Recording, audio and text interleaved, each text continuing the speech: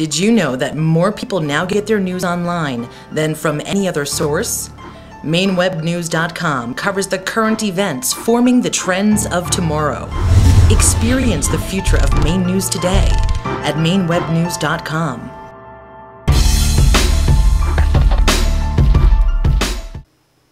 Today we're going to take a look at the Maine Public Employees Retirement System. We'll refer to it as Maine PERS. The taxpayers of Maine are being asked to bail out the Maine PERS pension funds to the tune of almost $1 billion for 2012-2013. That's quite a significant amount of money when you take into consideration that the total income taxes that the state collected last year were just about $1.3 billion. Now we're being told that the current budget crisis for the PERS program is being caused by the fact that back in the 1970s the funds were raided, and that did seem to have occurred. However, it may have been investment decisions made in the past 3 years that have really put us in this pickle. And now, Maine Web News. You won't need a degree from Harvard, Princeton, or Yale to figure out the problem. It's actually easy to see. In order for Maine PERS to meet its pension obligations each year, they need to get a 7% return on investment. Over the past 10 years, the stock market pulled less than half that amount. In fact, it was less than 3% a year. This 10-year graph shows the flat nature of the stock market over the past 10 years. If you index the stock market for inflation, the Maine PERS pension fund has lost value in the stock market over the past 10 years. Maine PERS Chief Investment Officer Andrew Sawyer told Maine Web News that over 50% of the pension funds is still invested in the stock market, which is not demonstrating the capability of generating the 7% return necessary to fund the pensions. In the meantime, this chart shows that gold has consistently turned profits over the last 10 years that would be sufficient to fund the Maine PERS without bailouts from the general taxpayers. Mr. Sawyer acknowledges that Maine PERS so far has completely missed out on the gold rush. He also says that they will continue to choose not to invest in precious metals because they are a storage of wealth and not an investment vehicle. I thought it would be prudent to get a second opinion. One of the world's foremost experts on investment since the 1960s and current publisher of the International Forecaster, and also, as it turns out, Maine Vacationer, Bob Chapman will join us for the rest of the segment. Bob, thanks for coming on. And you have some ties to Maine, right? Yeah, I grew up in Somerville outside Boston. So I spent many summers up there. My son got married up there in Kennebunk. Beautiful area. Yeah, it's very nice. Great, so you're pretty familiar with Maine then. But I started going up there when I was like 5 years old. You know, people had cottages in those days on this lake and that lake and so on. Bob, as we discussed, the Maine PERS is coming to the general taxpayer for a $916 million bailout. Well, that's because they're underfunded. And that's because they're incompetent. And it's the same all over the country. The problem is that in 1986, up until that time, every one of the retirement funds bought bonds. And it was either government or corporate bonds.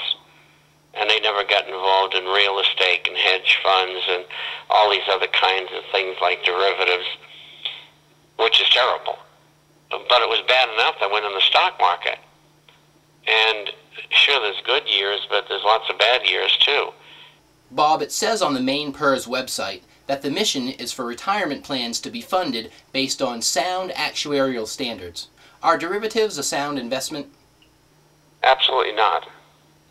Absolutely. There's no way they should be involved in them.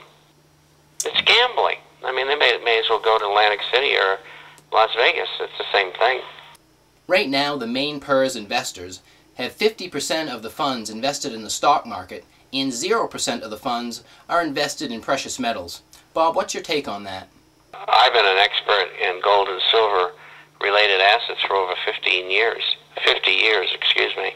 50. My subscribers, and before that my clients as a broker, made substantial amounts of money. And especially in the last 11 years. I mean, some of these people have made returns of 25 or more % a year, which is really, really good. And it's going to get better because the financial and economic conditions in America and Western Europe, and which will affect the entire world, is going to get progressively worse. I mean, the world's bankrupt. And that's the only way you can protect yourself. It's been the only protection for 6,000 years. Gold is the only thing that owes nobody anything. And that's why people have always gone to it. And that's why, even with government suppression of gold and silver prices, gold has gone from $252 an ounce in 2000 to $1,225 or whatever it is now. The point is that just considering official inflation, gold should be $2,400 an ounce. That's inflation since 1980. Real inflation, it should be $7,600 an ounce. And those are hard facts. Printed paper as currency will always be subject to inflation and degeneration in value. If we were to go back to a gold standard tomorrow, where every dollar was a receipt for a specific amount of gold, how much would an ounce of gold be?